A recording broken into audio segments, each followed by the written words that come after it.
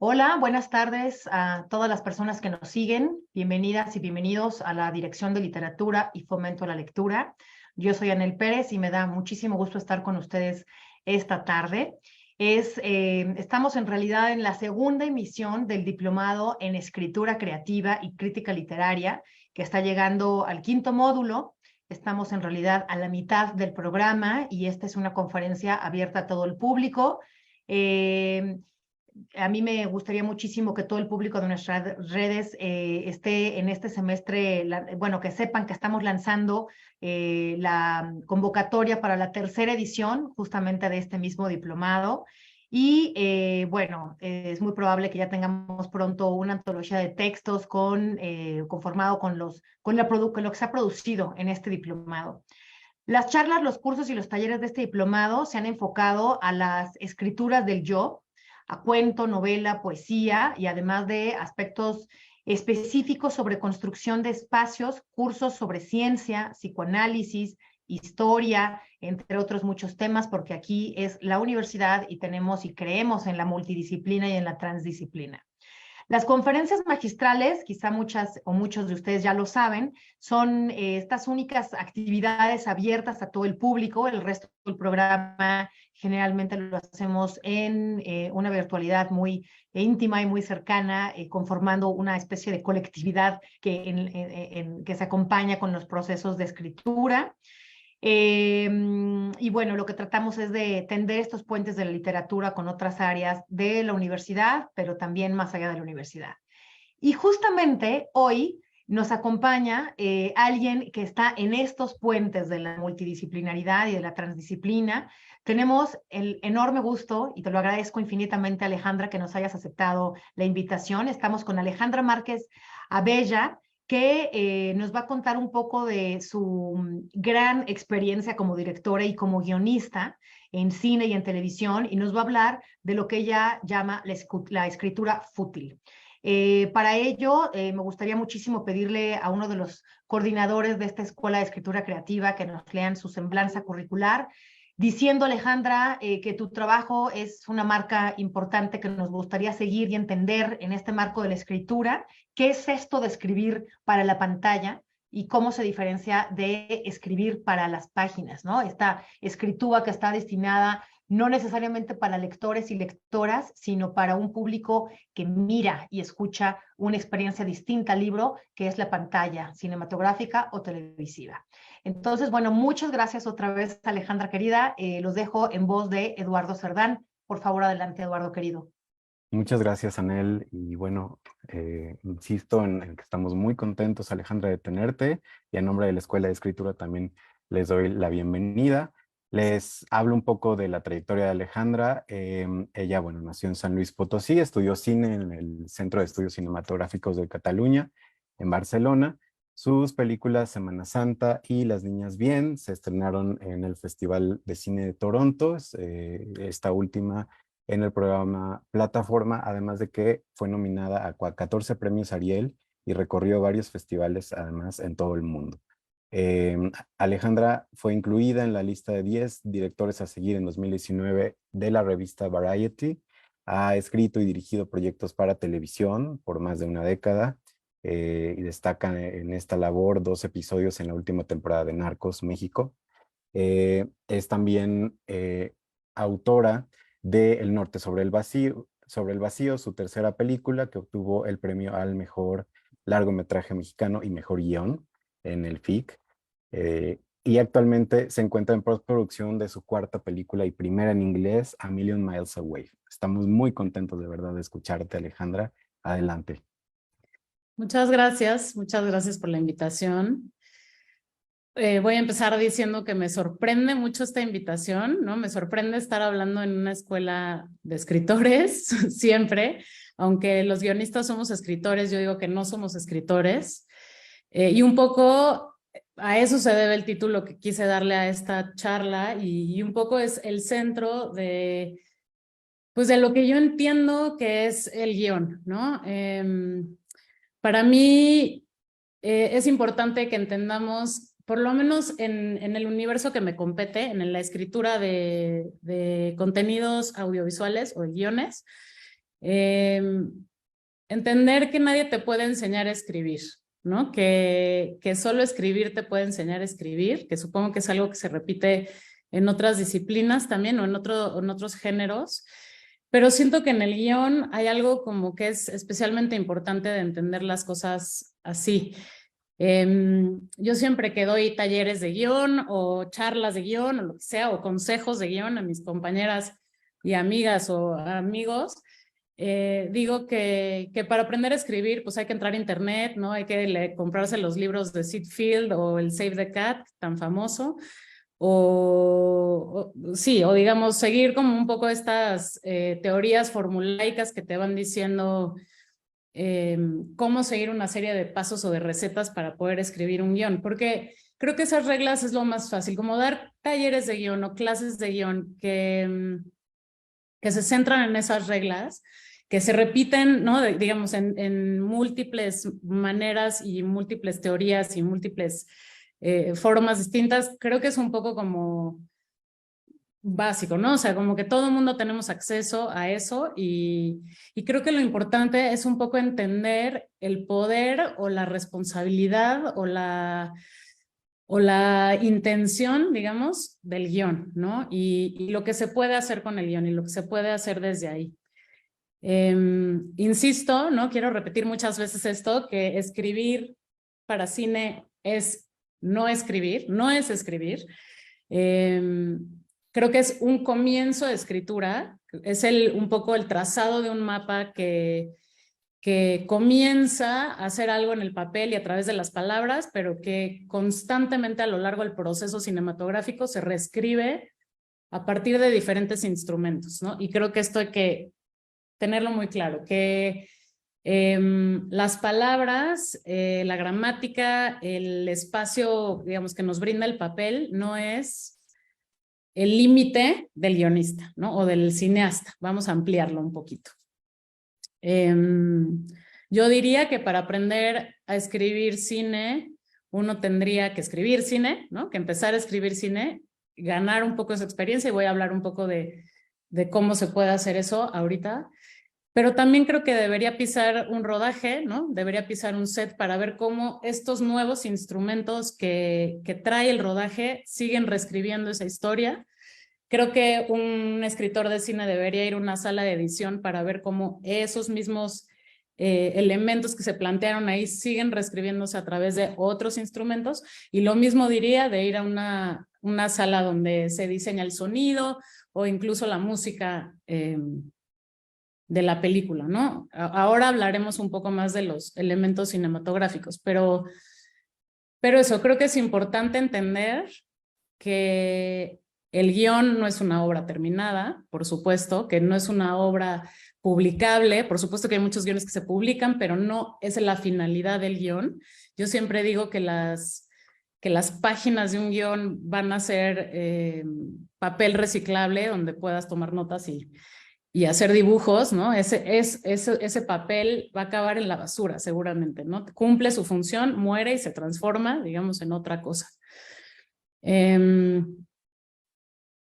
Cuando empecé a escribir guión, me acuerdo, ¿no? Que se los daba a leer a mi papá y me molestaba muchísimo que sus comentarios fueran sobre mi incapacidad o como mi poca destreza a la hora de poner comas, ¿no? Y me acuerdo que me daba mucho coraje porque justamente siempre pensé que era lo menos importante en un guión. Por supuesto que son muy importantes las comas en un guión, pero digamos que no, el ejercicio estilístico del literario no es lo importante y no es lo que tiene que tener nuestra atención, ¿no? Un buen escritor de novela o de cuento o un ensayista no necesariamente va a ser un buen guionista, ¿no? Son dos cerebros diferentes, son dos entendimientos diferentes.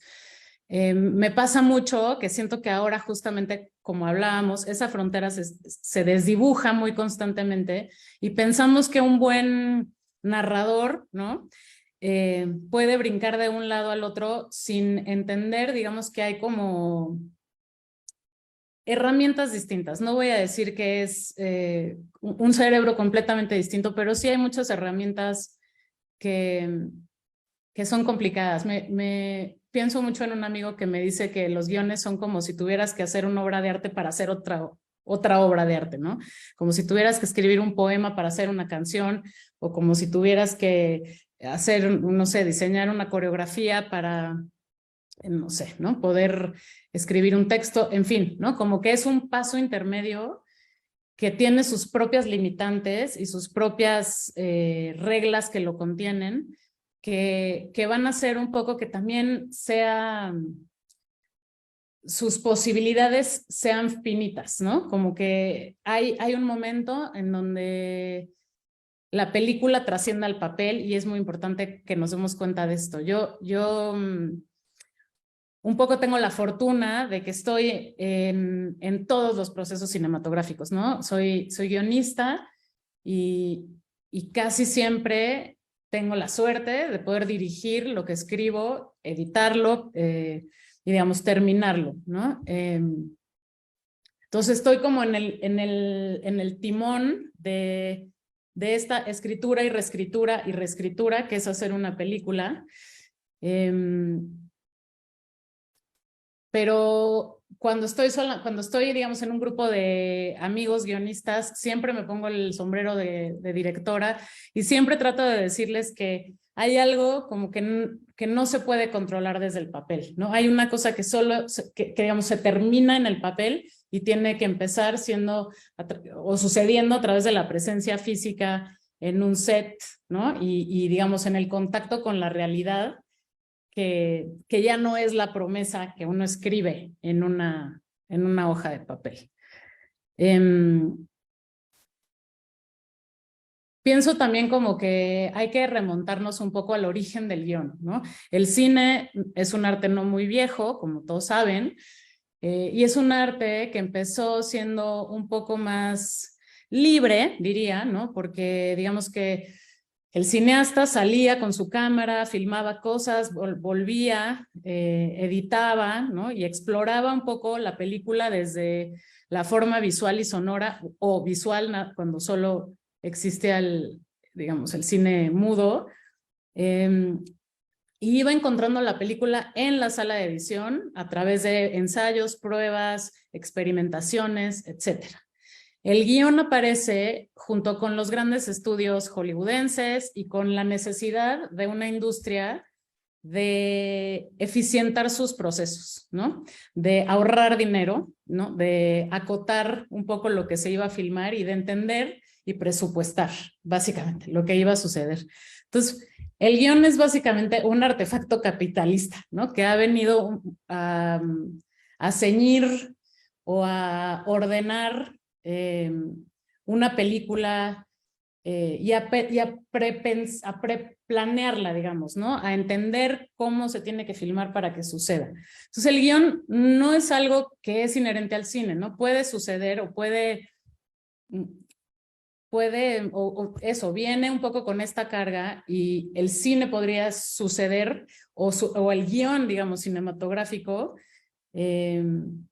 sucede, ¿no? Ocurre sin necesariamente partir de un papel o de una serie de palabras y un orden como tradicional, ¿no? El guión, digamos, cuando hablo del guión, voy a hablar del santo guión o del guión tradicional típico, clásico, que es un guión pues, que es completamente aristotélico, ¿no? Que tiene la forma de un clímax, o digamos que culmina en un clímax que podría asociarse como a un entendimiento muy patriarcal, ¿no? Del goce y de la llegada al clímax, digamos. Y pocas veces se entiende como un buen guión algo que está fuera de esos parámetros, ¿no? Que sigue ciertas reglas y que tiene un crecimiento o que va increciendo y que revienta en una situación climática que luego se resuelve, ¿no?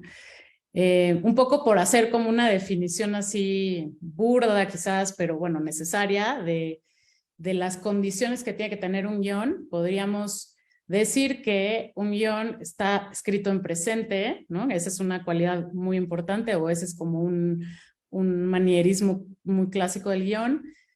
Evita metáforas, símiles o cosas que no se puedan visualizar. Evita gerundios. Evita instrucciones de cámara, por más que estemos siempre tentados a tratar de dirigir desde el papel.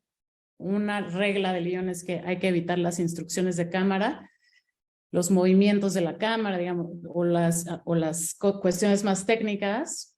Evita decir que vemos algo o que entramos, o digamos la experiencia en primera persona. Es un documento que tiene que describir solamente lo que se puede ver o escuchar, que define a través de sus escenas y del cambio de estas, el tiempo y el espacio, porque uno cambia de escena cuando pasa el tiempo o cuando se cambia de un espacio. Es un documento que define las acciones de los personajes, define a los personajes, define los diálogos que dicen estos personajes. Y yo diría un poco que salvo estas últimas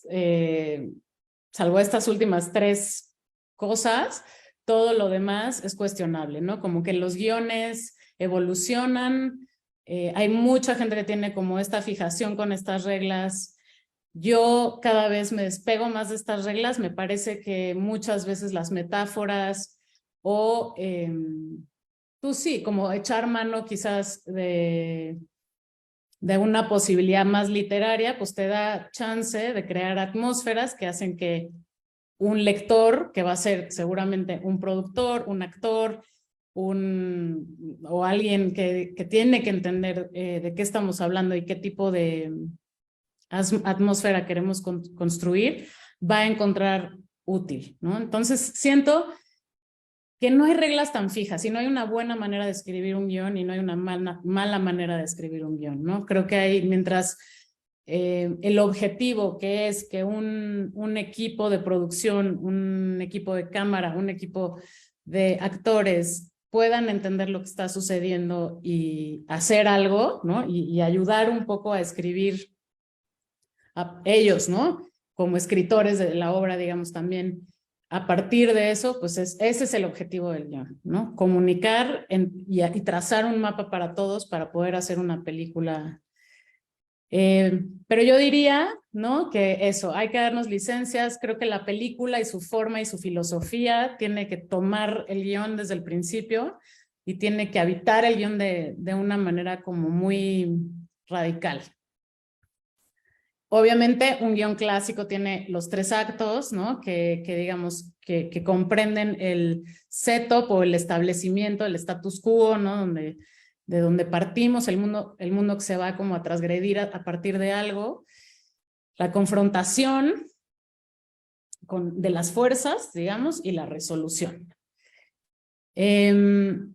Las historias tienen esta forma, ¿no? Hay mucho que se podría decir como o cuestionar sobre esta figura tan clásica, pero yo creo que eso es un poco como otra conversación, ¿no? Que podemos tener en otro momento y cada quien un poco tendrá su tendencia o su búsqueda o su experimentación y sus ganas de jugarle al Aristóteles o no, ¿no? Creo que un poco ahí, no sé, yo no me quisiera centrar en qué es un buen guión a partir de si transgredir la forma clásica es bueno o no, o escribir buenos guiones es cumplir exactamente con el minutaje que te dicen estos libros de fórmula, de página tal, entonces tiene que pasar tal, y a la página 60 y tantos ya las fuerzas del mal tienen que no sé qué. O sea, todo esto me parece un poco como que puede ser una exploración personal y cada quien tendrá su camino ahí.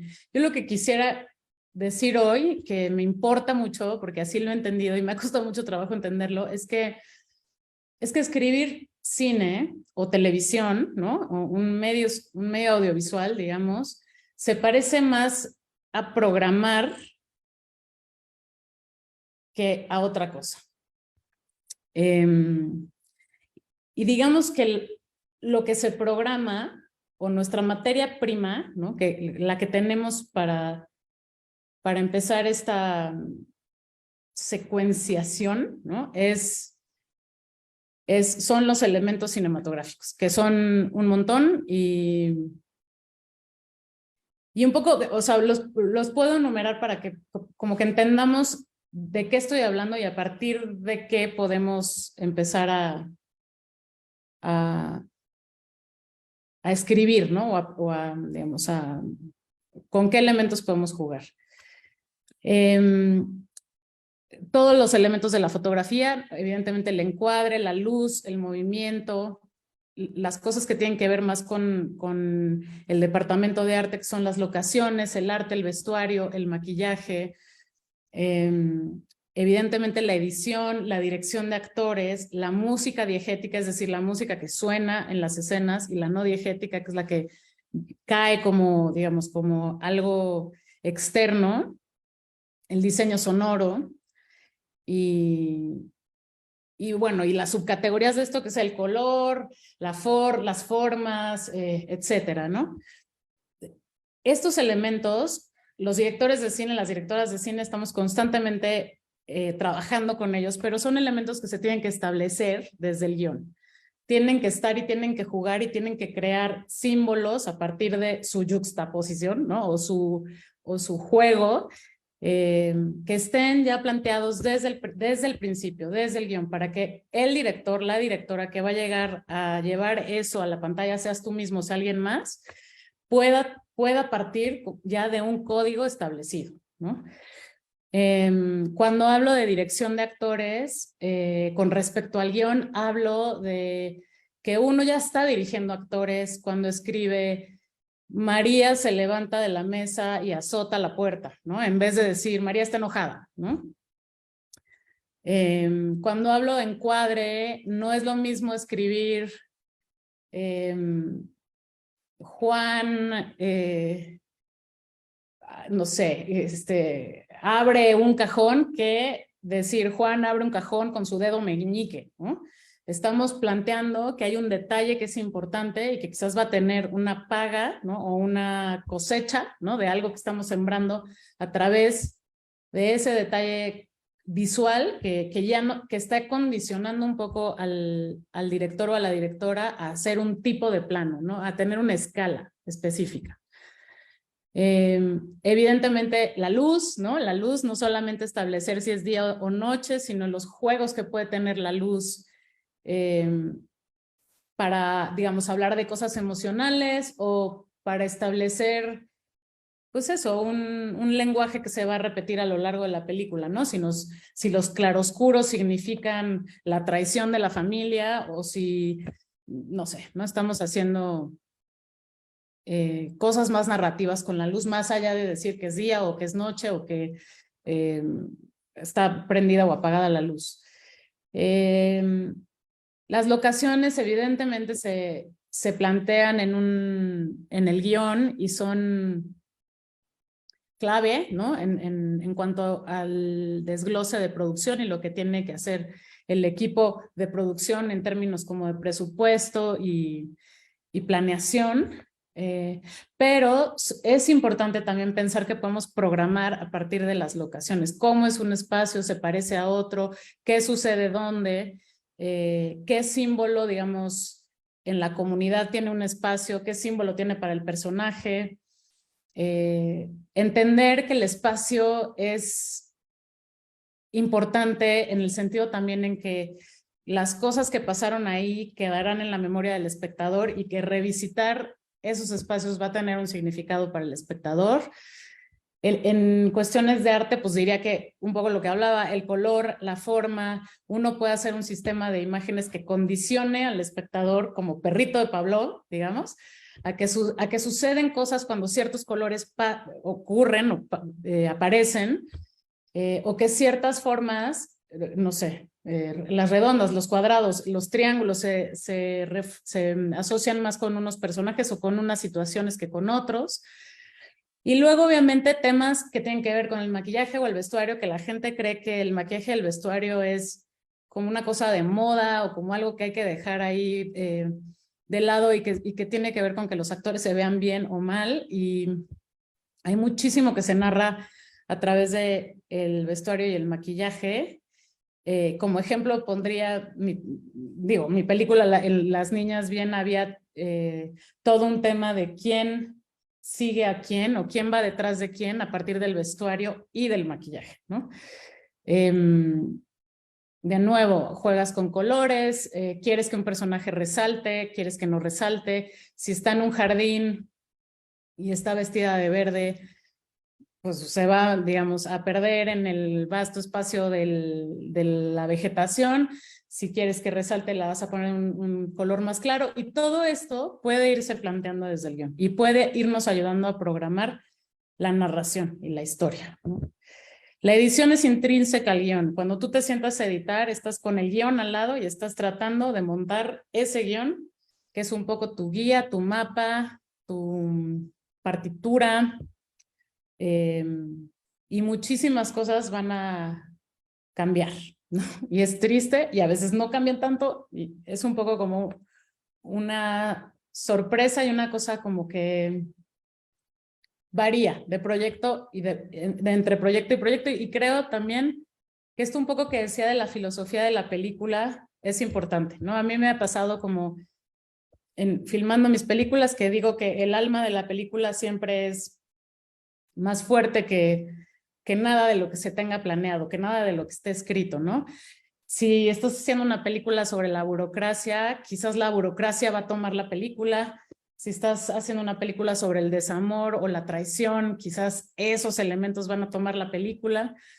Y un poco siento, yo no soy nada mística ni esotérica, pero un poco con el cine sí soy, ¿no? Creo que en el arte en general, lo simbólico y digamos, lo sublime de la vida nos lleva siempre a estar como en una,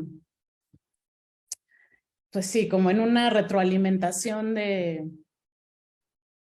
eso, de la vida y la sublimación de la vida, ¿no? Como que hay algo que se está alimentando ahí, que es un proceso un poco como de la serpiente que se muerde la cola y es mejor no tocar, mejor no interrumpir, ¿no? Hay que tener respeto por los dioses del cine. Vuelvo un poco, bueno, la música diegética, que para mí es muy importante siempre, que es la música que está sonando en la escena.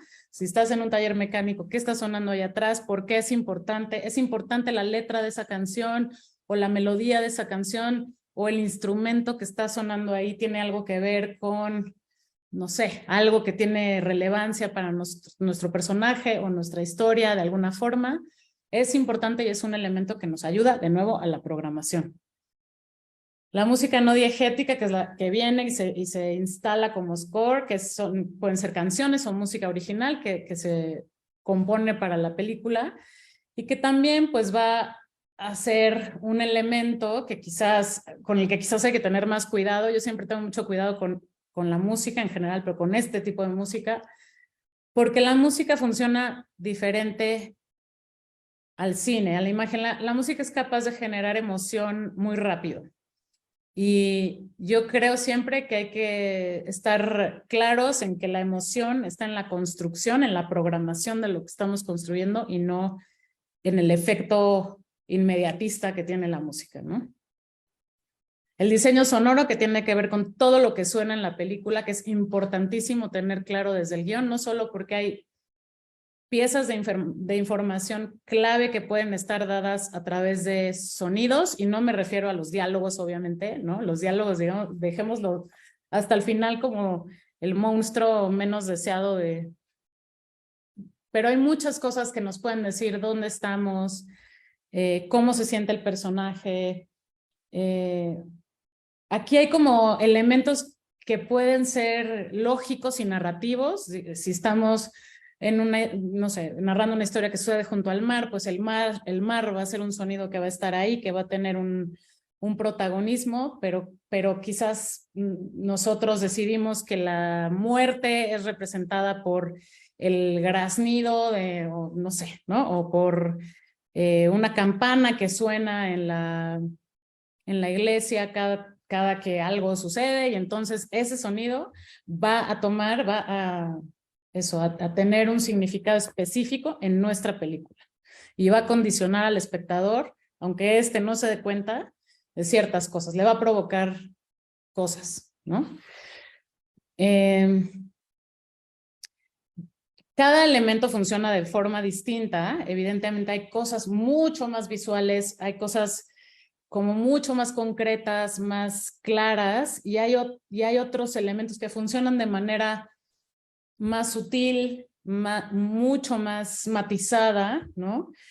Y no por eso es que sean como más importantes o menos importantes. Yo creo que esto ha sucedido en la historia del cine, ¿no? Como que estamos acostumbrados como a buscar lo que resulta, ¿no? A los resultados, ¿no? A lo que es fácil, a lo que es rápido y quizás a lo que comunica más rápido, pero no necesariamente eso es lo que está suscrito como a la filosofía de nuestra película o a lo que queremos provocar en el espectador, ¿no? Y creo que es importante como entender el poder de la diferente fuerza que puede tener cada elemento y cada manera única de programarlos, ¿no?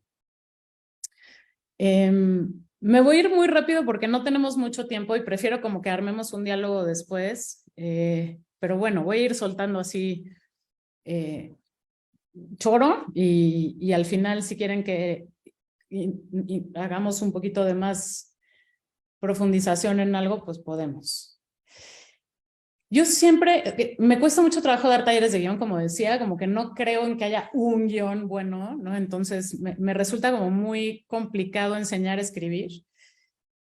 Pero lo que sí he un poco aprendido a lo largo de mi carrera es a cómo no abandonar la escritura de guión. El guión es toda escritura es muy complicada, pero el guión parece fácil, como que todos vamos al cine, todos vemos películas, sentimos que es algo como que no tiene tanto glamour, incluso diría, y que es algo como sencillo y que todo el mundo nos podemos sentar a escribir una escena con unos diálogos y ya, pero muchas veces se darán cuenta o nos daremos cuenta de que es todo lo contrario, que es muy complicado y que uno se sienta y quiere empezar y es muy fácil abandonar.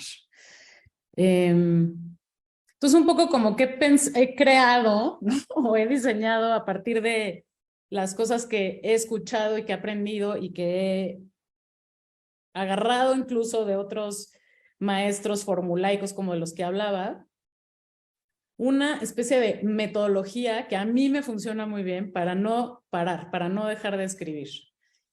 Es un poco una manera de ordenar el proceso y que me gusta compartir porque creo que funciona y creo que si algo puede dar uno en una clase de escritura es un poco eso, ¿no? Una metodología. Y empieza un poco partiendo de una cosa que me dijo un profesor de guión, a quien amo, que me dio clases hace muchos años en Barcelona, cuando estaba en la escuela, que era como que me dijo, es muy importante que uno arranque un proyecto encontrando una imagen inicial, ¿no? Una imagen que resuma, no un choro, no una teoría, no como, ay, yo quiero hablar sobre la disolución del ser en la vida, o sea, sino una imagen que haga como en donde se concrete la idea conceptual, digamos, pero también el ímpetu personal de la película, ¿no? O sea, ¿qué se está diciendo con la película? ¿Y por qué no vas a dejar de hacer esta película, digamos, ¿no? ¿Qué es lo que te mueve a ti? ¿Cuál es la pasión? ¿Qué es lo que hay en ti que te va a tener aferrado a esa idea? Y suena como muy complicado, pero la verdad es que yo cada vez, o casi cada vez, intento hacer el ejercicio de tener esta imagen. Y me parece muy importante porque te permite esta imagen volver cuando estás harta, cansada, ya no quieres saber nada, ya no tienes ideas, te peleaste, no sabes cómo continuar, te permite volver como a conectarte emocionalmente con lo que estabas haciendo a lo largo del proceso. Y en mi caso ha sido curioso que por lo menos un par de veces esas imágenes iniciales se han vuelto o se han convertido los pósters de las películas, ¿no? En Semana Santa, recuerdo que es mi primera película, que trata de una madre que va de vacaciones a Acapulco con su hijo pequeño y su nuevo novio, como con ganas un poco de formar una nueva familia, ¿no? Con estos hombres, y las cosas no salen como ella piensa o como ninguno de ellos piensa, y cada quien vive su propia aventura. Pero digamos que mi imagen inicial con esa película era la de una mujer sobre una moto acuática, sobre un jet ski, flotando a la deriva en el océano, ¿no? Y para mí un poco esa era la imagen a la que yo volvía, y lo que me interesaba, me prendía, como que decía esto, algo hay ahí que, ¿no? Y pues tal cual, terminó siendo el póster de la peli, y terminó para mí me trajo a mi vida este nuevo género que amo, que es un poco como películas sobre la angustia femenina, ¿no? Con Las niñas bien, yo tenía esta idea o esta imagen inicial como de una mujer que se mira en un espejo como de probador, ¿no? Como que tiene esta como multiplicación de imágenes donde es ella multiplicada a un grado como vertiginoso.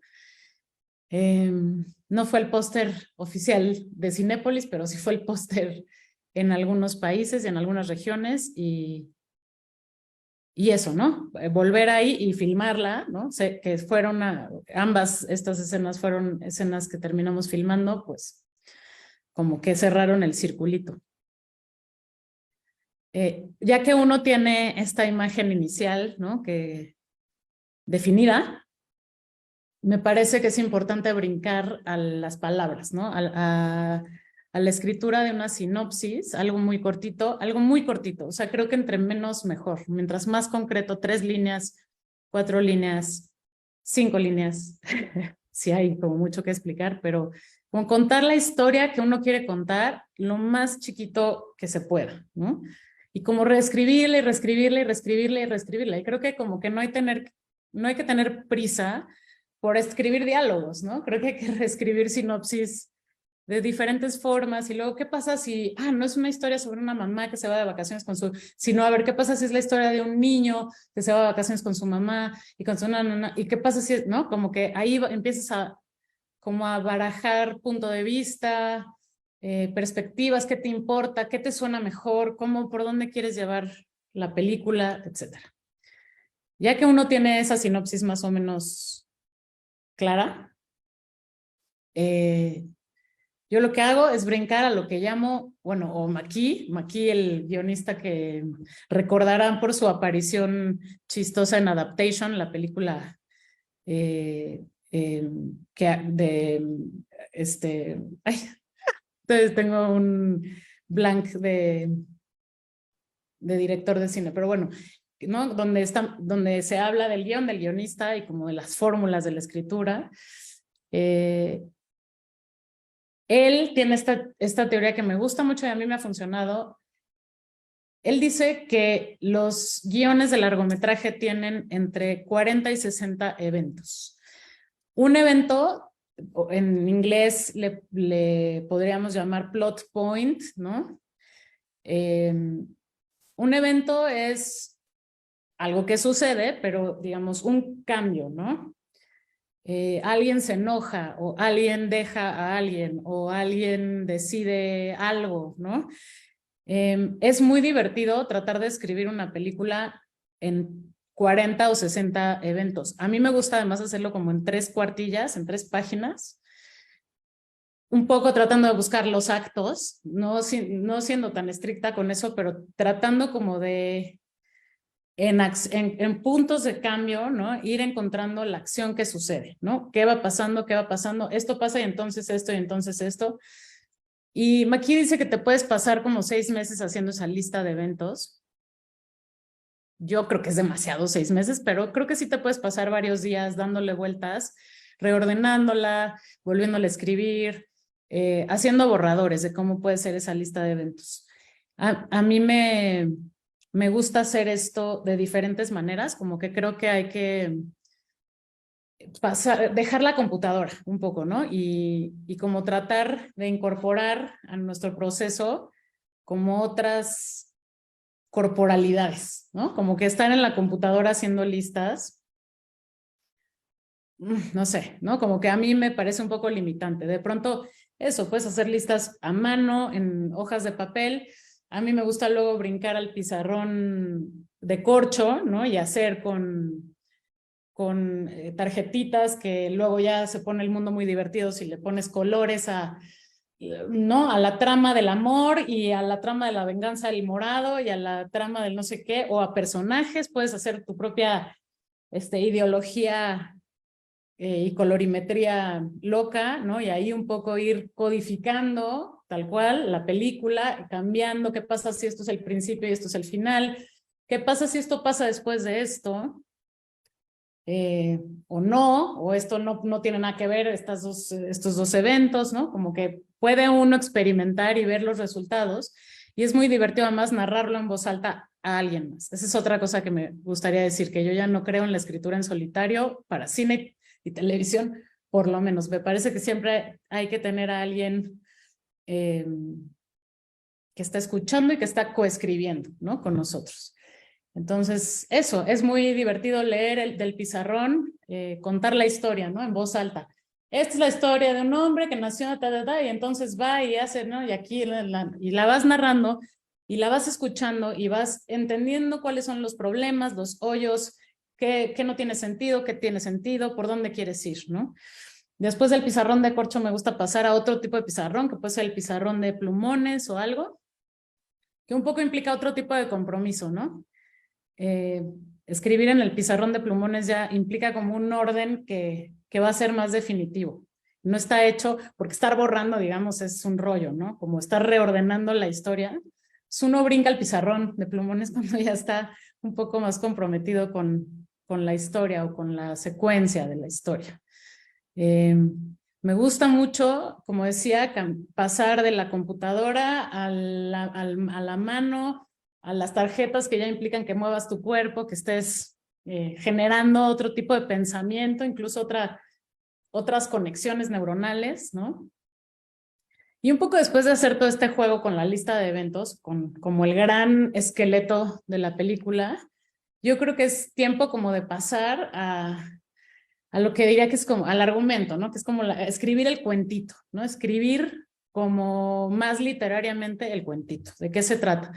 Este proceso ayuda mucho a la gente que está aplicando a fondos porque generalmente te piden, si no tienes un guión, que escribas un argumento. Esto, no sé, pueden ser 10 páginas, pueden ser 15 páginas, pero pues por ahí ayuda un poco también la narración, ya como empezar a entender quiénes son los personajes, la atmósfera, qué es lo que se busca, ¿no? Como, en fin.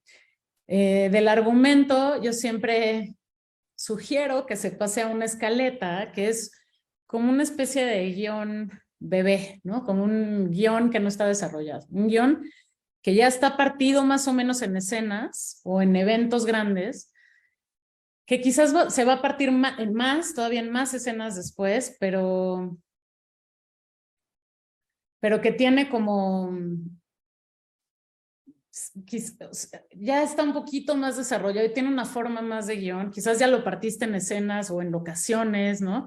Esto pasa en el rancho, esto pasa en el patio, esto pasa en la cocina, aquí, ¿no? Y va un poco como resumiendo, ahí puedes poner resumen de diálogos. Aquí Juan le dice a María que no va a querer no sé qué, no sé cuánto, pero entonces ella se enoja y le dice, o sea, un poquito de literatura todavía cabe ahí, pero es, digamos, como si hicieras una serie de notas para lo que va a hacer el guión, para lo que tiene que hacer el guión ahí. Y finalmente, obviamente, la última pasada es el guión.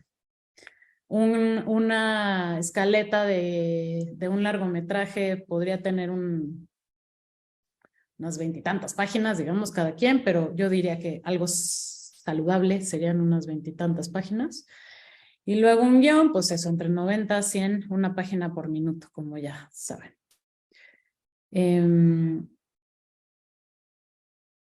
Cada quien, esto no significa que se haga así, ¿no? A mí me funciona ordenar mi trabajo hacerlo menos inabarcable, ¿no? Ponerle etapas, encontrar formas de pensar una historia de diferentes maneras, pero cada quien puede encontrar la suya. Yo la comparto un poco porque es lo que a mí me funciona. Y luego decir que para mí, a mí me gusta el cine porque es un artefacto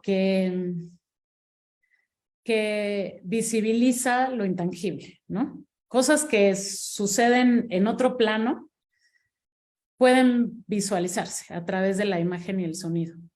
Y estoy hablando, cuando digo de cosas intangibles, estoy hablando de procesos mentales, como la memoria, por ejemplo, o como la ansiedad, o como la vibra, incluso, o sea, como una sensación, como muy interna.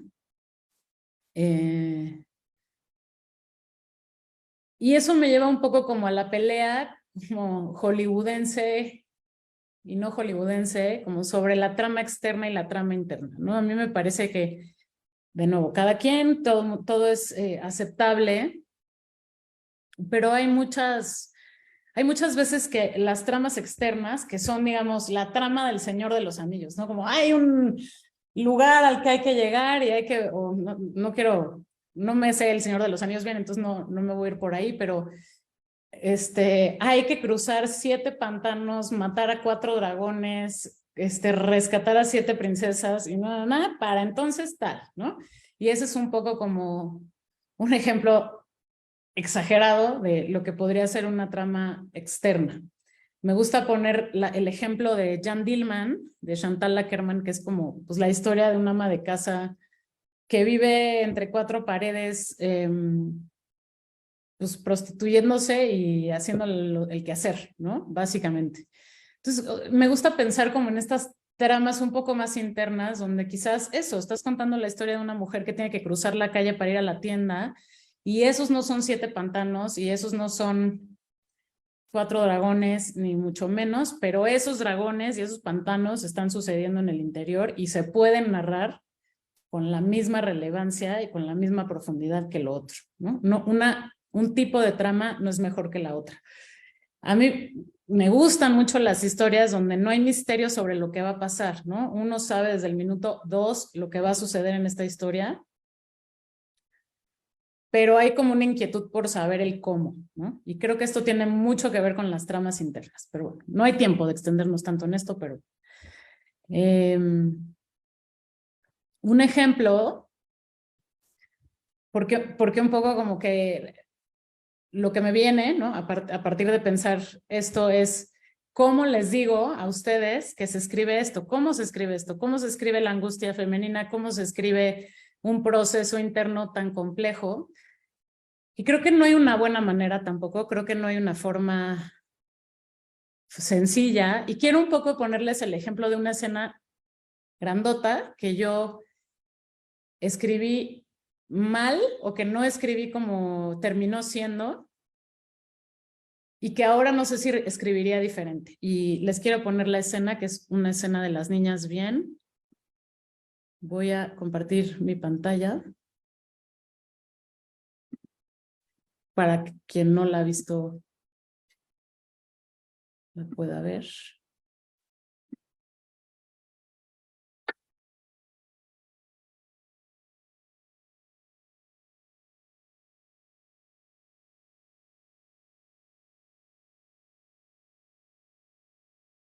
Sí.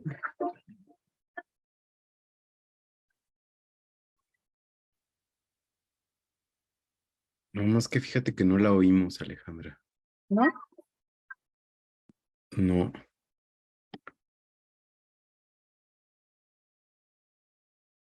A ver.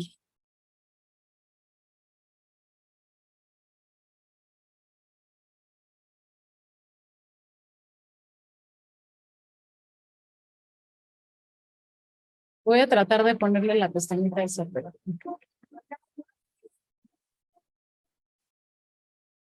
no se puede.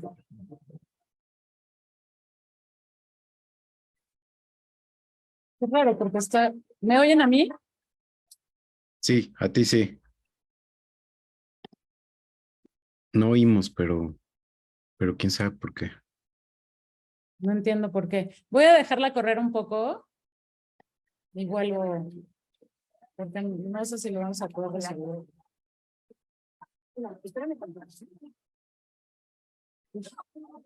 Ah, ya. Se oye, pero desfasado. ¿Sí? A ver, la Ujú. regreso, ¿va?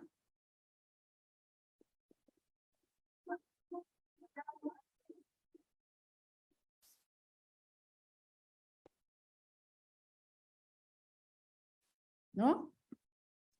Se está Mm, trabando, mm. ¿verdad? Sí, A ver si así un chiquito.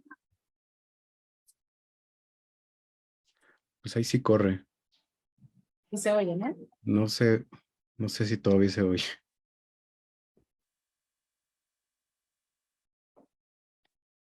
Hola. Ya. Sí.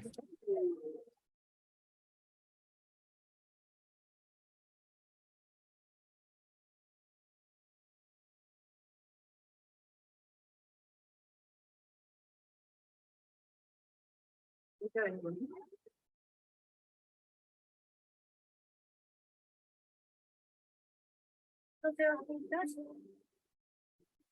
con tus papás. No. Cuidado. Mal. Mal, ¿por qué? ¿Me regalas uno?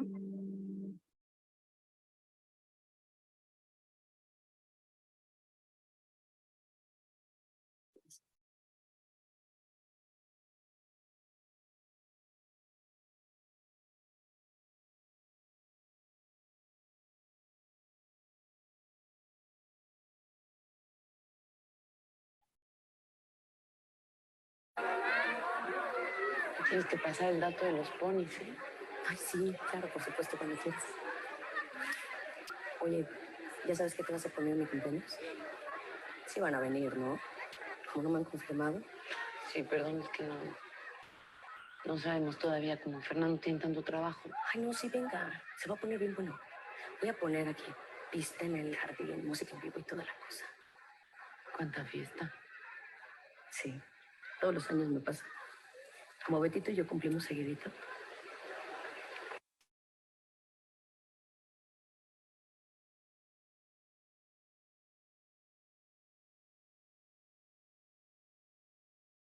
Sí quiero comprarte la bolsa. No la vendo.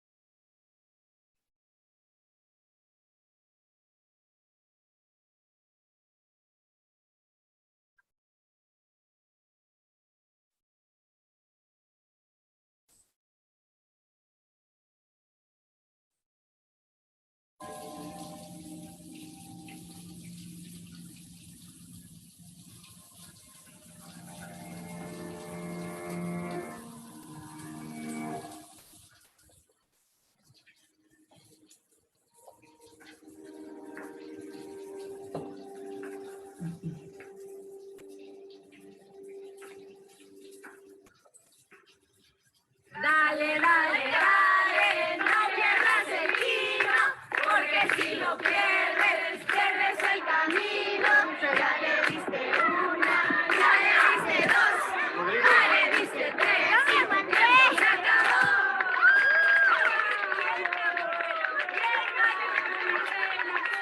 ¿Tú sabes por qué lentes de colores?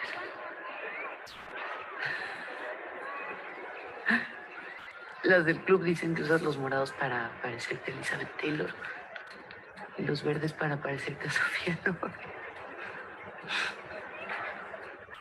¿Y qué más dicen? ¿Que me parezco a Lisa Losurra? ¿Que me metí con Beto cuando estaba casado? ¿O que me casé con él por dinero?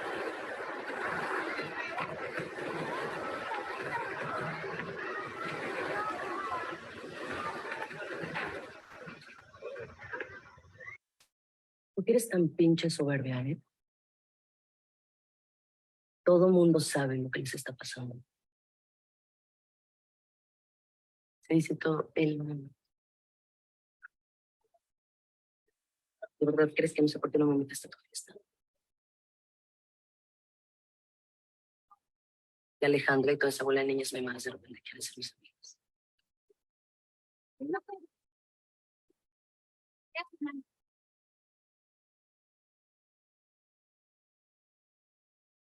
¿Qué se creen, Sofía?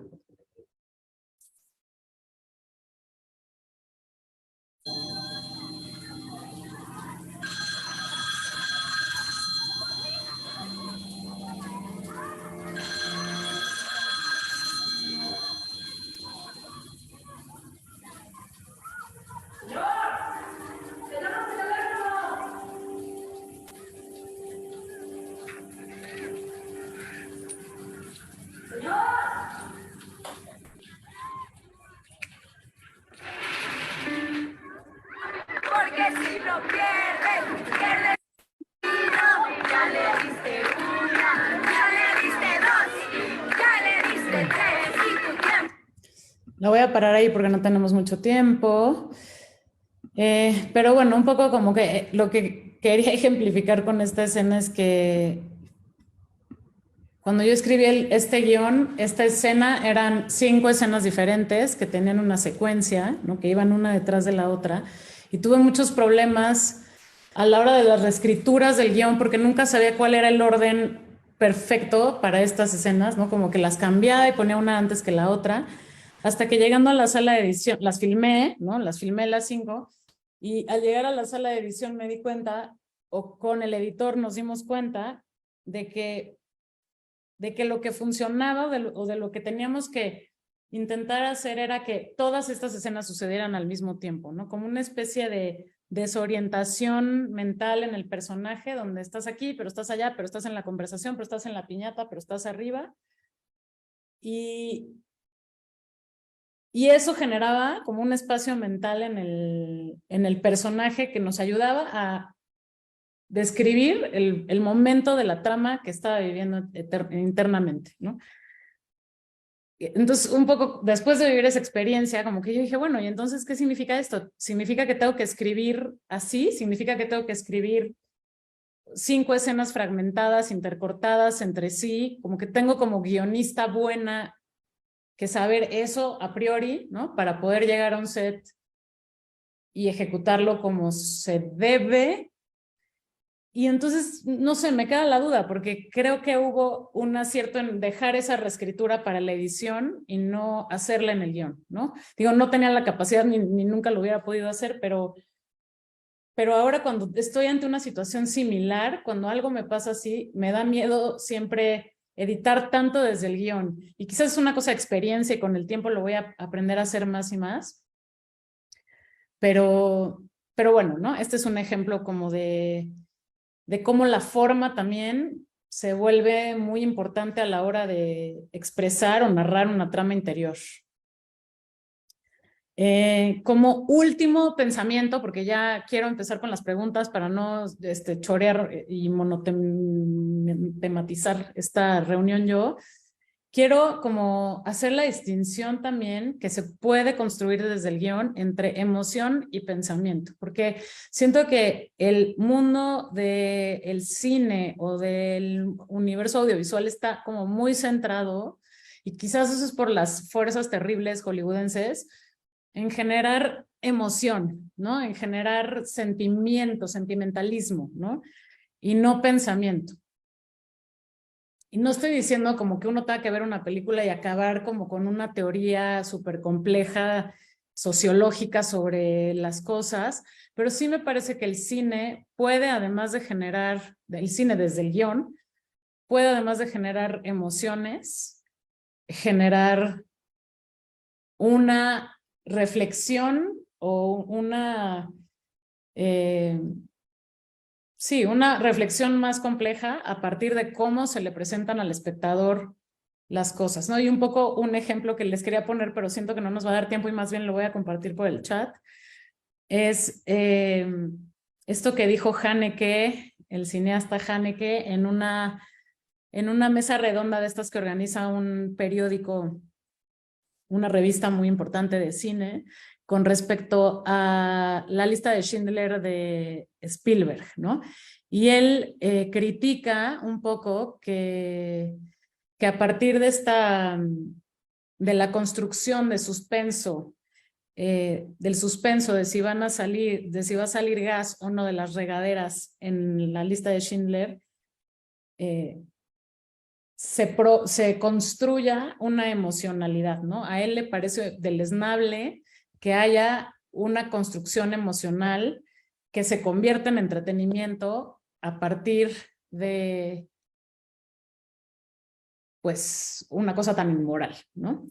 Y me parece como muy interesante porque justamente esto es algo que me da mucha vuelta a la cabeza y que siempre trato de pensar como con ejemplos más concretos. Encontré este video del 2013 de Haneke hablando de esto y me parece que es exactamente lo que quiero decir, ¿no? De pronto convertir un plot point que genera suspenso, emoción, etcétera, o a construirlo a partir de una cosa que tiene como sus bordes morales y éticos, o hacer lo contrario, porque luego Haneke habla muy bien de Night and Fog, de Alan Resnais, que es una película sobre el Holocausto mucho más vieja, pero como que él habla de cómo el respeto al espectador, a dejar que el espectador tome sus posturas, sobre todo frente a las situaciones horrendas o hermosas de la vida, ese respeto pues es una cualidad como del autor en todas sus representaciones a lo largo del proceso cinematográfico que hay que mantener, ¿no? Y esto yo diría que tiene que ver con la forma y por tanto con la programación de la cual he estado hablando desde el principio, de cómo establecemos el orden y cómo generamos símbolos a partir de los elementos cinematográficos, desde el guión. Y un poco quiero parar ahí como para dar paso a las preguntas y que no se nos vaya más el tiempo, la verdad, creo que... Okay. Bueno, pues muchísimas gracias, Alejandra. Ha sido muy estimulante la charla, con Gracias. muchas cosas técnicas que de verdad apreciamos muchísimo. Bueno, pues invito al grupo que está aquí en Zoom para que vayan levantando la mano para hacer preguntas. Ya Brenda ya se apunta de una vez. Venga, Escuchamos, Brenda. Brenda. Buenas noches, Alejandra. Muchas gracias por la charla. Yo tengo dos preguntas. La primera es, ¿cómo fue el proceso de adaptar Las niñas bien a un guión cinematográfico? ¿Cómo se transforma un producto literario a un proyecto audiovisual? Y la segunda es, ¿existe algún texto literario que te gustaría adaptar a guión cinematográfico en el futuro? Muchas gracias. Las niñas bien fue una adaptación muy libre porque justamente parte pues del libro homónimo de Guadalupe Loaesa, que es una compilación de crónica, de las crónicas que ella publicó en el 1+1, en el diario 1+1 a lo largo de los años 80. Entonces no es una novela. Mucha gente cree que es una novela que tenía una trama que, digamos, se llevó a la pantalla como, pero no, ella generó un universo con unos personajes, con unos manierismos, con unos cubiertos de plata, con un gran Marnier, con un ¿no? Que fue como un poco lo que yo tomé para escribir la historia de Sofía, que si bien ya está planteada en la Crónica de Guadalupe, un poco la desgracia a partir de la crisis económica, la película, el guión de la película pues no existía en la crónica, ¿no? Entonces esa fue una adaptación muy peculiar en ese sentido. Yo creo que cada adaptación es como un ejercicio artístico por sí mismo, porque digamos hay adaptaciones que son muy fieles a su material de origen, pero hay otras que juegan, que le dan la vuelta, ¿no? Que como que un poco, quizás hasta introducen elementos más meta, ¿no? Como, en fin, hay como muchas formas y siempre es muy divertido hacerlo, la verdad, como tomar esas decisiones. Hay un ejemplo que me parece súper lúdico, que es Sassy en el metro, de Raymond Queneau, que no sé si han leído alguna vez, pero es una locura, es una lectura muy estridente y muy loca, y la película es muy estridente y muy loca, como que es una adaptación del lenguaje literario que se fue al lenguaje audiovisual de una manera muy interesante. Por lo menos a mí me llama la atención. Es una película difícil que juega mucho con la forma, pero es brutal. O sea, ese es un ejemplo entretenido. Y sí, tengo muchos libros que me gustaría adaptar, la verdad, como que sí, hay muchas cosas y que me gustaría adaptar de formas extrañas o sorprendentes, ¿no? No extrañas, sorprendentes. O sea, como no hacer lo mismo, no evitar un poco la de no vi la película porque leí el libro y viceversa. Que sean experiencias independientes. Gracias. Muchas gracias. Jonathan. Sí, hola, buenas tardes. Me encanta que estés aquí. Me encantó la película, bueno, Las niñas bien y El norte sobre el vacío. Gracias. La amé, el final se me hace una de las escenas más intensas del cine mexicano reciente.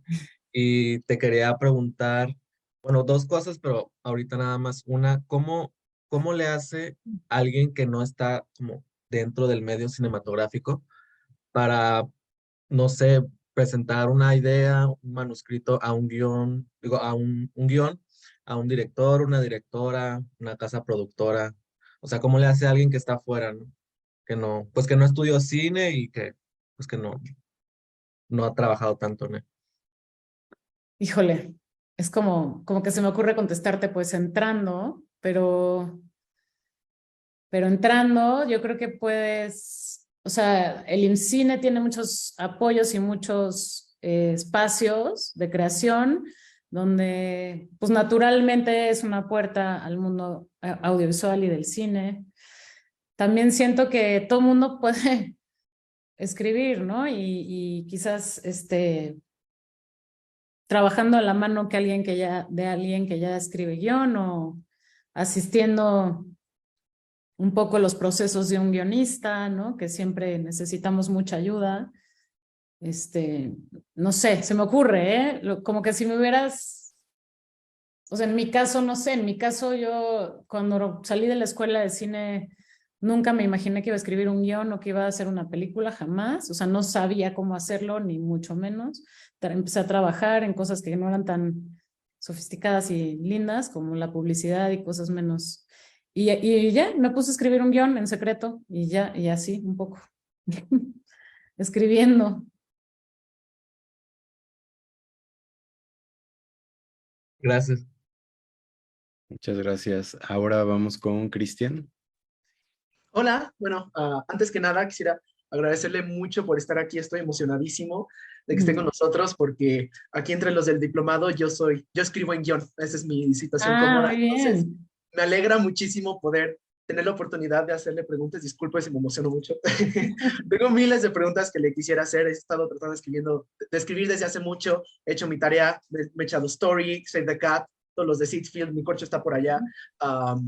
Y una cosa le tengo dos preguntas. Bueno, le tengo más, pero digamos dos. La primera, que siento que es un aspecto que no se trata mucho en este tipo de libros que he tratado de investigar, es el proceso de revisión. He terminado guiones y siempre siento como, ok, tengo que hacer un segundo boceto, se lo enseño a mis amigos, me dicen que les gusta y que no les gusta, pero no sé si en el proceso de revisión me conviene volver a hacer un board, volver a replantearlo, escribirlo casi desde cero, o nada más reordenar las áreas más problemáticas. Sé que para cada proyecto debe ser diferente, pero me gustaría mucho saber cómo usted reescribe un guión después de hacer ese primer boceto. Y lo segundo es que, bueno, siento que los guiones tienen un poder muy padre en que tienen la necesidad de usar mucho simbolismo y aspectos visuales para representar lo abstracto. No te puedo decir, ay, estoy triste, ay, este reloj me recuerda a mi papá, sino que te lo mostramos. Entonces, ¿tiene algún como, ahora sí que proceso o truco o simplemente método para concebir esos símbolos y presentarlos de manera que se entiendan? Entonces, esas son mis dos preguntas. A ver, la primera, un poco lo que les decía como de mi metodología, que es así como marca registrada, Alejandra, ¿no? Como, o sea, creo que lo que hace, la forma que yo he descubierto que me funciona escribir, es que retrasa mucho la escritura. Retrasa mucho la escritura. O sea, como que la escritura es lo último. Un diálogo no se pone sino hasta el último momento. Entonces estás reescribiendo y estás revisando mucho antes de tener un draft, un guión, ¿no? Estás contando este ejercicio de pitchar o de contar la historia en los pizarrones, en el pizarrón, una y otra vez, a tus amigos, a tu mamá, a tu novia, a tu novio, a tu, ¿sabes? A quien se deje. O sea, neta, a quien se deje. Yo muchas veces lo hago hasta a mis hijos como cuento de la noche. Te voy a contar una historia. Este es un niño que... Y si los engancho, digo, bien, ¿no? Ahí están los ganchos donde tienen que estar. Y si no, o sea, y como en la forma más simple, pero quien te escuche, porque no importa la escritura, o sea, las palabras en la computadora, las teclas de la computadora, es lo último que te tiene que importar, como que esa historia tiene que estar en hojas de papel, en libretas, en pizarrones, en tu cabeza, ¿no? Y se la cuentas al del taxi, al de la peluquería y a todo el mundo, o sea, neta, como en un ejercicio de reescritura mucho menos, porque el papel es muy duro, ¿no? El papel se vuelve muy pesado, muy duro, ya parece, como es como muy sentencioso. Y yo creo que sí es lo último que tiene que suceder. Y luego lo que a mí me funciona cuando ya escribiste un guión y ya llegaste a la página 100 y dices, ya, esto es el primer tratamiento de este guión, es leerlo en voz alta con gente. Y pasa como que se lo lees a gente también, o como a veces si tienes acceso como amigos que sean actores y que puedan leer personajes, ¿no? Y tú lees las acotaciones, o sea, de pronto como que dentro de la misma vergüenza que te empieza a dar lo mal escrito que está o lo mal...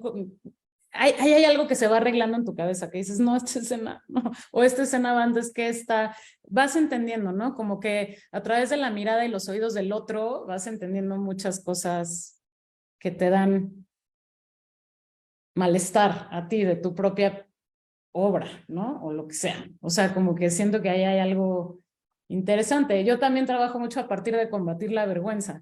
Cuando ya no me da tanta vergüenza compartirlo, ya digo, bueno, esto ya está ok, ¿no? Cuando ya digo, bueno, ok, ya puedo, es que ya siento que yo estoy contenta, ¿no?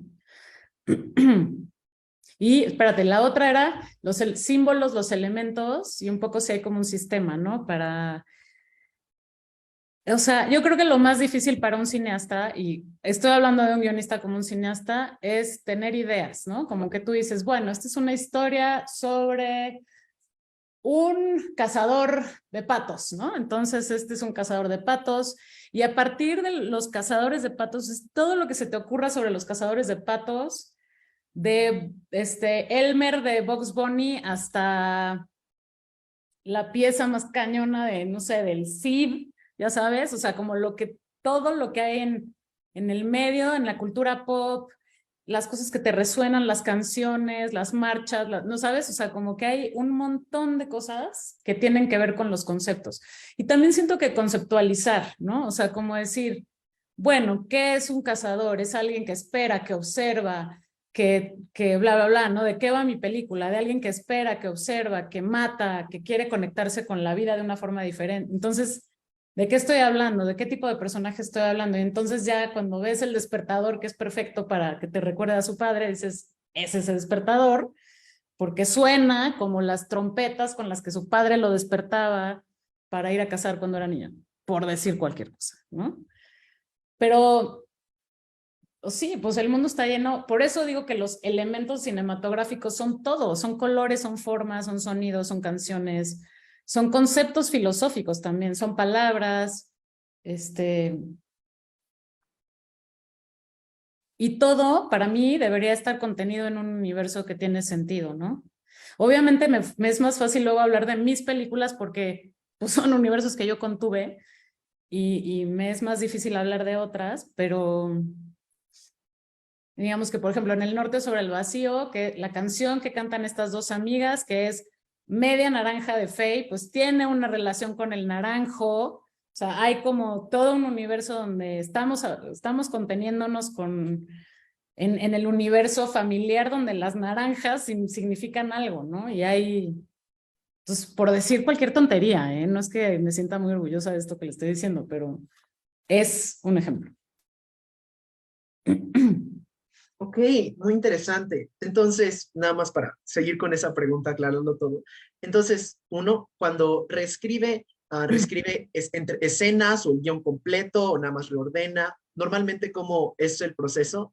Y segundo, He escuchado mucho que, sobre todo en narrativa, existen como dos tipos de autores: los autores que escriben así, no al azar, pero como lo van sintiendo y luego ya como que lo reordenan, lo condensan, y otros que escriben su receta como chefs y luego ya la cocinan y les sale.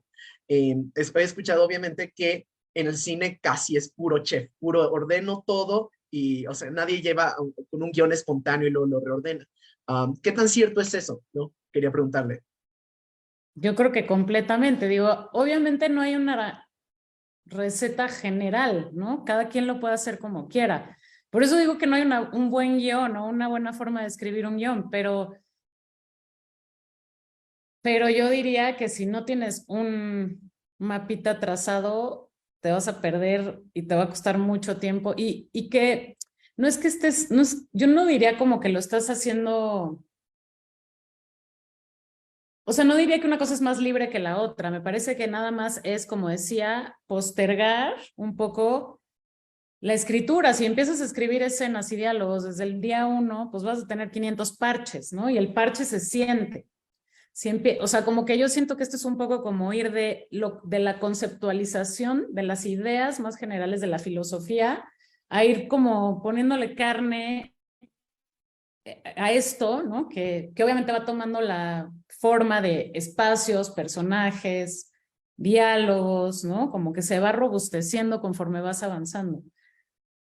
Y es como, siempre vas a reescribir y siempre vas a regresar, ¿no? Y siempre vas a borrar y siempre vas a sustituir, pero bueno, no es lo mismo sustituir, ¿no? Una ventana que tener que mudar una casa entera, ¿no? Con un camión, una grúa gigante, o sea, no sé, como que hay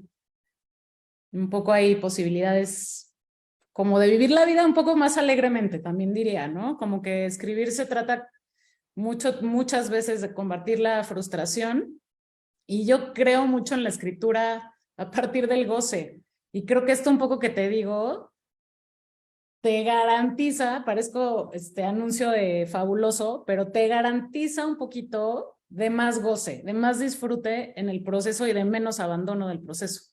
Porque cuando la frustración se vuelve brutal, es horrendo y sufrir, nadie debe sufrir por crear. O sea, ¿no? Creo que es eso. Y pues reescribir es reescribir y yo creo que tu cerebro se va entrenando, ¿no? O sea, cuando yo reescribo un largo que ya está escrito, o sea, un tratamiento que ya está completamente escrito, nunca me voy otra vez al board, a menos de que, o sea, al pizarrón, a menos de que tenga gravísimos problemas estructurales, pero, o sea, como que hay que saber diagnosticar si lo que tiene tu guión es un problema estructural o si lo que tiene tu guión es un problema de matices, de tono, de color, de diálogos, ¿no? O sea, de un poco eso, atmósferas, el universo, cómo hablan los personajes, dónde pasan las cosas, pero pues de que, ¿no? La ballena viene y voltea el barco, pues eso es la estructura, ¿no? No vamos a cambiar eso, vamos a cambiar cómo voltea el barco la ballena, qué pasa, cómo gritan los tripulantes cuando la ballena tumba el barco, ¿no? Pero, digamos, esas son reescrituras menores y menos dolorosas también. Vuelvo al dolor y al goce. Maravilloso. Ahora sí, para ya irme. Mencionó que era mucho como programar. Soy programador, me gusta mucho programar. Entonces, le quería preguntar como ¿hay algún libro que usted recomiende sobre cómo aprender de esos recursos? O sea, como de esos recursos, esos elementos que tenemos cinematográficos para poderlos ordenar. No, yo creo que la única cosa que sirve es ver películas. O sea, a mí me pusieron un ejercicio en la escuela que me hizo muy consciente de esto y que era desglosar plano por plano, casi, todo, ¿no? ¿Qué vestuario tiene el personaje? ¿De qué colores son las cosas? O sea, ¿cuál es la paleta de color? ¿Cómo se está moviendo la cámara? ¿Cómo se están moviendo los personajes? ¿Qué palabras están diciendo? O sea, digamos, y creo que o sea, digamos, si te tengo que decir algo como mega, ultra pedagógico, pues yo me pondría a ver Hitchcock, o como estos cineastas que eran muy clavados de esto, ¿no? Como de utilizar el lenguaje y los objetos, pero lo puedes ver en todas las buenas películas. O sea, como que siento que ahí es un poco como tú lo vayas sintiendo y creo que hay que hacerlo. O sea, hay que escribir, hay que escribir, hay que escribir para generar esa cabeza de programador, justamente. Y tú ya sabes cómo está, ¿no? Digo, yo nunca he programado nada ni tengo relación alguna con las computadoras, pero entiendo cómo funciona, ¿no? Y creo que es un poco así, cómo cargo esta situación con una carga específica, si pongo esto aquí antes, ¿no? Si planto esta situación aquí, ¿qué resulta? ¿Qué voy a cosechar? En fin. Muchísimas gracias. No, de Gracias. nada. Ahora, Paula. Hola, pues a mí me gustaría mucho saber sobre tu proceso, o sea, como tu proceso creativo en el día a día, ¿no? O sea, como, porque veo que tienes muchísima trayectoria, pero me gustaría saber cómo desglosas eso para hacerlo como, así, poder tomarlo, ¿no? En el día cotidiano y eso. Ajá. Pues mira, es chistoso que como que siento que me ha pasado a lo largo de los años, como que me aburro muy fácil, ¿no? Me aburro muy fácil. Entonces, siento que he dado tumbos como de universos, como que, ahora me voy a... Eso, la clase alta de las Lomas en el 82, que es súper específico, ¿no?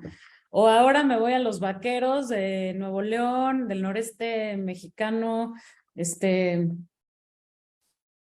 y lo que es impresionante, o sea, es como entrar a un universo y entender sus códigos, ¿no? Cómo hablan, cómo se visten, por qué se visten como se visten, por qué hablan como hablan, qué les importa, qué papel tienen los personajes que me interesan o no. Y de pronto pasa, ¿no? Que no sé cómo se llama este efecto, pero tiene un nombre, como que todo el mundo, yo vivo en la Ciudad de México y nada que ver con el noreste o con las Lomas, ¿no? Mi barrio no es el de Sofía de Garay de las Niñas Bien, pero como que de pronto todo tu mundo se empieza a volver ese mundo, o sea, o como que todo es muy, todo lo que tiene que ver con ese mundo o con esos códigos resalta, ¿no?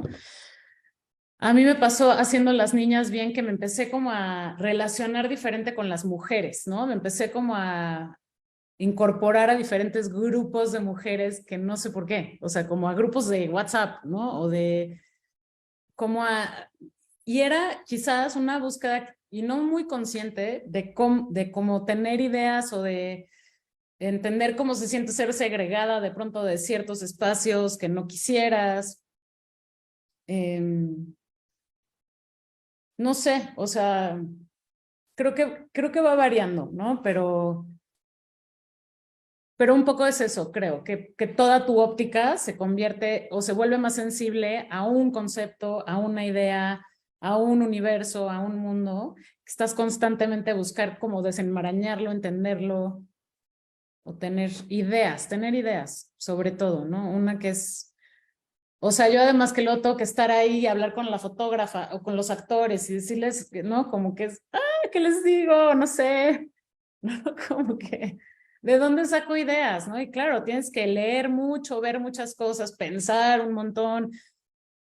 Y te juro, a mí ya no me da pena dar las fuentes de mis ideas, que muchas veces tengo 2 hijos chiquitos, entonces es como, ¿te acuerdas en Moana cuando Moana va y dice no sé qué, ahí? O sea, no es En busca del tiempo perdido, ¿sabes? Es Moana y da igual. Es una figura narrativa que te sirve para contar algo, para expresar algo y ya. O sea, no hay que hacernos los listillos tanto, ¿no? Las ideas pueden venir de cualquier lado y todo es valioso.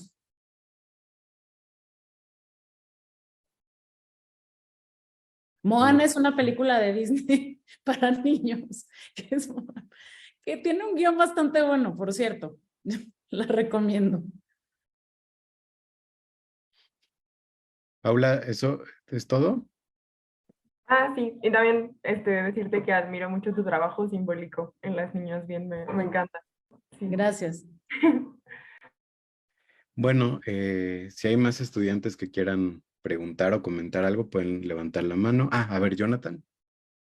Sí, mi segunda pregunta es sobre el tema de, bueno, a mí me preocupa mucho el tema de la apropiación, ¿no? Porque yo, pues, vivo y soy de Tijuana y soy periodista también, ¿no? Y pues el tema de la violencia acá es muy constante, ¿no? Y por supuesto que una cosa es el periodismo y otra cosa es la narrativa, pero yo tengo un guión justamente sobre el tema de violencia y no sé, cómo me da miedo caer en, pues, en una narrativa revictimizadora o que me apropie de temas y comunidades a los que no pertenezco y tal. Y quería ver cómo tú cómo ves ese tema y cómo intentas no caer en eso, ¿no?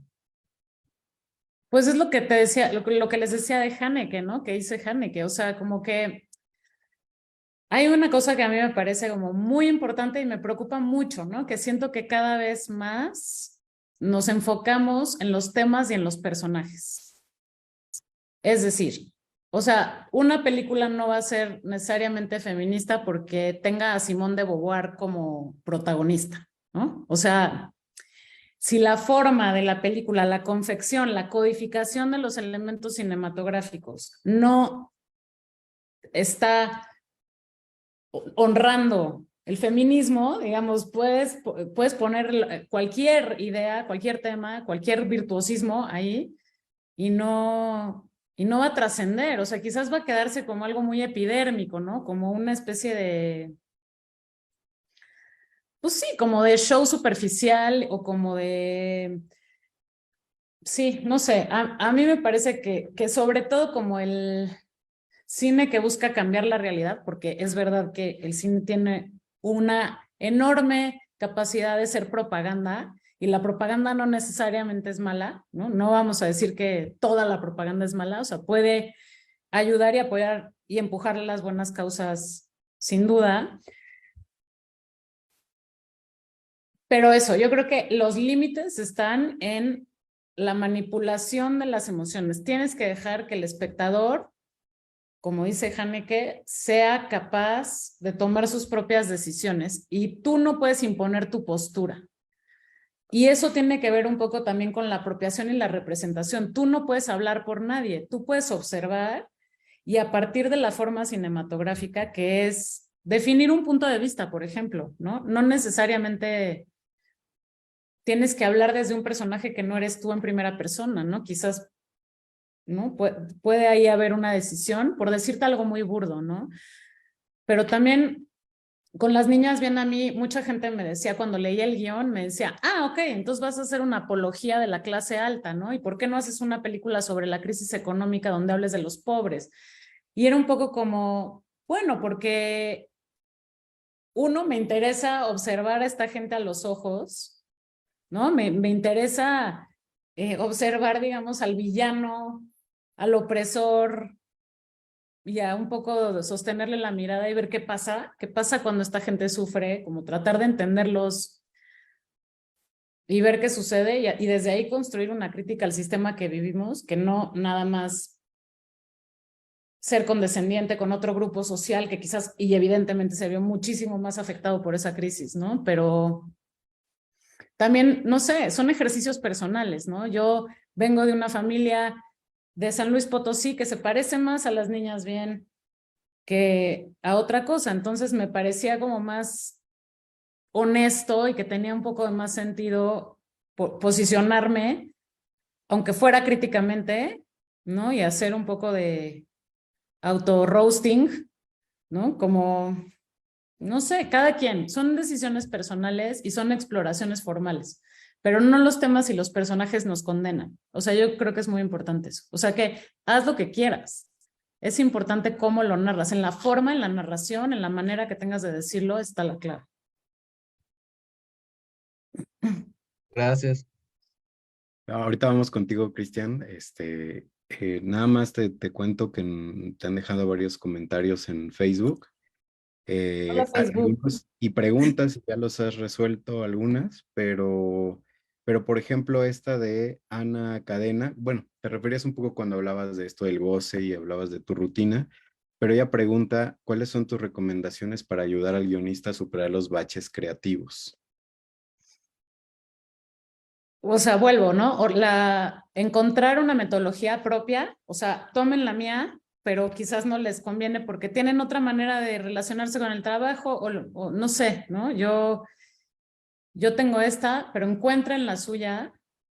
Cada quien debe encontrar la suya y vuelvo a lo del goce, como a mí lo que me pasa con esta metodología es que también tiene como etapas, ¿no? Como que son bloques de acción, de cosas que puedo hacer. No es como, escribe un guión todas las mañanas, ¿no? Escribe un guión, escribe un guión, escribe un guión. Eso es como, no, hoy tengo que hacer sinopsis.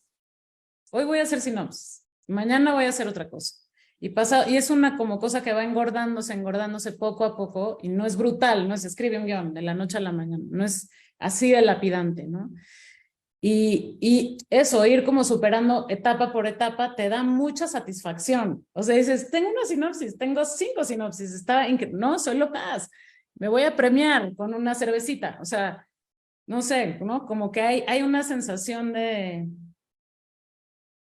ir como conquistando, ¿no? O como llegando a lugares. Y creo que eso, sentir satisfacción, es muy importante. Muchas gracias. Ahora sí vamos contigo, Cristian. Bueno, pues vengo de regreso con mis otras 14 preguntas. Es broma. Vente. Solo una más. Había mencionado que pues había trabajado en la serie Narcos y se me hace muy interesante porque sí siento que es una diferencia enorme el trabajar en televisión que en cine, sobre todo cuando estás escribiendo, porque, bueno, al menos a mi concepción, es en una película tienes un arco que más o menos se completa justo ahí, y en la tele tienes que también contribuir un arco que funciona en la serie y la temporada, pero también algo que concluye dentro de ese mismo espacio, que se sienta satisfactorio ver el episodio. Entonces, usted que ha trabajado en ambas, le preguntaría, ¿cómo sería la diferencia en su acercamiento si escribiera una serie, o al menos un episodio de una serie? Estoy escribiendo una serie. He escrito para televisión desde hace muchos años, creo que es más mi formación, o sea, he escrito para televisión mucho tiempo y creo que, o sea, el proceso es diferente, el conteo de páginas es distinto, los arcos son diferentes, pero un poco el rumbo es el mismo, ¿no? O sea, o la metodología, ¿no? Para mí, en mi caso. Claro, tienes que tener como una cosa que se desarrolla a lo largo de muchos, digamos, es como una película ahora estoy haciendo una serie de 8 episodios, ¿no? Que no son demasiados, pero son 8 horas de ficción, ¿no? Que pues no es lo mismo que escribir 2, es un montón de horas más y tienes un poco como que pensar en esa cosa como grande y que es un poco eso que dices, que se mantiene como relevante, ¿no? Y que llega como a lugares importantes para los personajes y que pues, te permite acompañarlos durante más tiempo y quizás clavarte más en las dudas, en estas cosas que no resuelven, en las pequeñas vicisitudes que se les van presentando. Es distinto, es muy distinto. Yo creo que me gusta más escribir películas, pero o sea, es menos, ¿no? O sea, cuando ves la pared llena de tarjetitas y no, sí es como, uf. Diría que es más como hacer una película muy, muy larga, como hacer varias películas chiquitas con secuencia. Un poco las dos cosas, porque siento que, y claro, depende de qué serie estemos hablando. Si estás hablando de algo más episódico que tiene como a los mismos personajes, pero tienen aventuras diferentes en cada episodio, pues ese es como un tipo de formato, ¿no? Pero si estás pensando en algo que tiene una relación, es una peliculota en el sentido de que el despertador que nos recuerda a nuestro padre está en el episodio 1 y quizás se encuentra en la cueva escondida en el episodio 7, ¿no? Y ahí está tirado ese despertador y algo pasó y hay como una gran trayectoria que tiene ese despertador, una gran posibilidad como de ir volviéndose grande, grande, grande, grande, ¿no? Obviamente, pues la evolución de los personajes. Y también depende, es que depende qué tipo de serie estés escribiendo. Hay series que tienen más cliffhangers, ¿no? Que les dicen a estas cosas como el final de la telenovela donde se revela algo cañón o está a punto, claro, de caer del precipicio y ahí acaba el episodio y entonces retomas como con un corte directo o no, y más bien son como tal cual episodios en la vida de un personaje en donde tú decides que pasen 3 años entre cada episodio, no sé, ¿no? O sea, hay como diferentes maneras, pero sí, yo diría que son las dos, son peliculitas y una peliculota grandota al mismo tiempo. Muchísimas gracias. Gracias. Bueno, pues ya estamos a puntito de cerrar. Si tienen algún otro comentario o alguna pregunta, es el momento. Rubén. Hola, sí, mucho gusto. Yo no escribo cine, no tengo ahorita me está llamando la atención justamente, pero desde otros ámbitos de escritura me interesa muchísimo que tú recuperas, y eres la persona que más nos ha dicho sobre la reescritura. Ahorita es creo que el proceso más difícil para mí, no sé si para mis compañeros. ¿Qué procesos nos puedes dar justamente para incentivar la reescritura? Porque, bueno, yo escribo poesía, y en la poesía, o sea, como que nos dicen mucho que esta construcción arquitectónica, que si le subes, que si le bajas, se puede caer el edificio, cosas por el estilo. Yo le tengo a veces un poco de, no de que diga, ay, ya está terminado y no le puedo cambiar nada, sino que justamente esta edición o de ideas o edición ya desde las palabras, se me hace muy difícil. No tanto por una cuestión de que ya lo conciba como terminado, sino como no sé para dónde moverme. Entonces, no sé si nos podrías dar algún tip para reescribir. Yo creo que volvería a decir que es importante como colectivizar el proceso. O sea, como porque es súper solitario, ¿no? Siempre. Y me imagino que escribir poemas peor. O sea, como, no, me puedo imaginar que es, pero para mí colectivizar, o sea, digamos, leerle al otro, leerle al peluquero o leerle a no sé quién, y en ese ejercicio, porque el peluquero te representa algo a ti, ¿no? Tu mamá te representa otra cosa.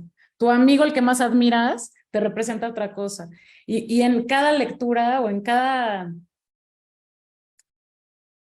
proceso como de compartir lo que estás haciendo, vas a sentir cosas diferentes porque te estás poniendo los ojos en los oídos, en los zapatos del otro que te está escuchando.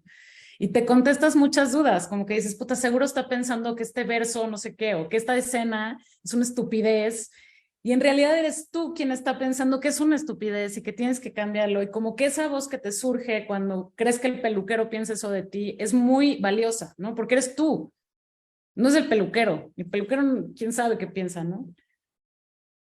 Y no sé, o sea, para mí, por ejemplo, que no es reescribir, pero cuando ahorita, por ejemplo, que estoy terminando de editar una película, que es el momento más vulnerable y frágil para mí, porque es como, será una mierda, ¿no? Alguien va a querer ver esto, tiene sentido, se sostiene, se va a caer el edificio, le hace sentido a la gente, ¿a quién le habla?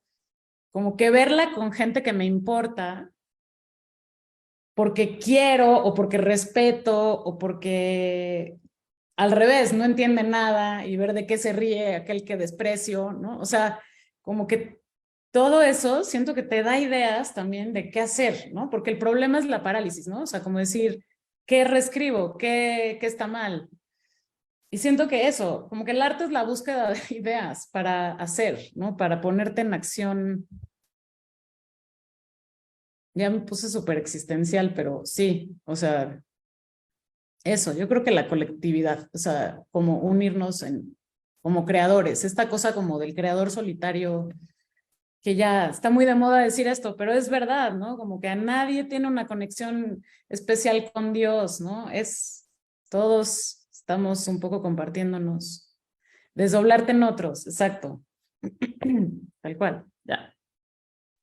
Está súper interesante, ¿eh? Muchísimas gracias. No, ustedes. Gracias. Pues, a ver, bueno, ya una última, ya para que te dejemos en paz, porque ya tenemos mucho rato. Yo te quiero preguntar, tú contabas ahorita sobre cómo te posicionas tú como cineasta, por ejemplo, ante el asunto que tratabas en Las Niñas Bien, Es decir, y que te interesa esto de ver desde el lado de la opresión, que es un poco lo que hiciste en El Norte sobre el Vacío, ¿no? O sea, indagar pues en Sí. el patriarcado, pero desde la masculinidad.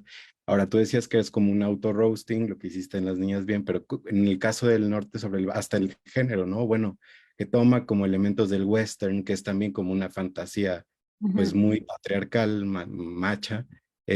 ¿Cómo le haces tú ahí tú como cineasta, cómo te plantas ante eso para decir lo que quieres decir? O sea, se parece un poco el proceso porque El Norte fue una película que también llegó a mí sin que yo buscara. O sea, yo no fui al norte, el norte vino a mí, ¿no? Y como que ahí, como Las Niñas Bien, que yo no fui a Las Niñas Bien. Yo no dije, ay, adaptar Guadalupe Loaesa. Fue una cosa que sucedió y como que me costó mucho trabajo porque me confrontaba mucho, ¿no?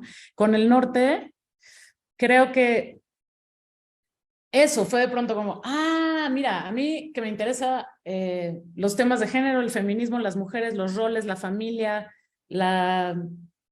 todo esto, ¿no? Que son como mis temas siempre. Nunca se me hubiera ocurrido quizás acercarme a un ranchero y tratar de comprenderlo, ¿no? Como a este ser que en mí, ante mis ojos, rápido sería una persona deleznable, que no quiero tratar y con la que no quiero convivir en la pantalla, pero de pronto, claro, y de nuevo uno empieza como a conceptualizar y a ver cuáles son los elementos y, esto podría ser un western. ¿Qué es un western? El western es el primer género cinematográfico que no solo estableció el canon hollywoodense, sino que además formó la masculinidad moderna como la conocemos, ¿no? El forajido que salva al grupo, pero no es parte del grupo, ¿no? Un género que está hablando todo el tiempo sobre civilización y salvajismo, ¿no? Sobre Oriente y Occidente, sobre colonialismo, no sé, ¿no? Como que si te clavas, pues hay, claro, o sea, hay todo ahí, ¿no? Y yo obviamente no quería ejercer las formas opresivas del western que estoy criticando, pero sí quería como picarle los ojos al western, es lo que me gusta decir, como decir, esto, miren, ¿no? Puedes como y hacerlo aquí y doblar y jugar con las expectativas y por eso entiendo que mucha gente criticó el guión del norte porque no es un guión clásico, no es un guión que cumpla con como todos estos plot points perfectamente, ni con estos puntos de giro perfectos, pero eso tiene que ver con que yo también quería, y Gabriel Nuncio, que es mi co-guionista, queríamos jugar con la expectativa que el espectador tiene de ese género, ¿no? Como que, claro, ¿no? Y está diciendo la heroína del final, pues es un poco, así como se robó todo, digamos, se roba el protagonismo de la peli, ¿no? Es una cosa como que trasciende la forma de la película y que no sé, que se pone ahí, ¿no? Para mí eso era. Claro, si me hubieras preguntado hasta el día 1 que empezamos a escribir este guión, pues no tenía todas estas cosas pensadas, ni mucho menos, es un proceso, ¿no? Por eso digo que uno cuando es cineasta y empieza escribiendo, pues sigue reescribiendo en el set, reescribes hablando con un actor, reescribes permitiendo que un actor altere el diálogo, reescribes editando diálogos, quitando escenas enteras, poniéndole música encima a diálogos, ¿no? Que deberían tener una textura quizás más solemne y se vuelven chistosos no sé, ¿no? O sea, como que todo eso es reescritura. Muchísimas gracias, Alejandra. Bueno, pues, salvo que tú tengas alguna cosa más que decir, la verdad estamos, ay Dios, el timbre. Estamos fascinados, perdón, estamos de verdad muy agradecidos de la Escuela de Escritura y desde Literatura UNAM porque estuvieras con nosotros y desde luego el grupo está, quedamos de verdad muy, como te dije, pues interpelados, emocionados, entonces, pues de veras ha sido un gustazo. Gracias por tenerme. Y gracias también a quienes nos siguieron en Facebook Live. Esto se va a subir después a YouTube.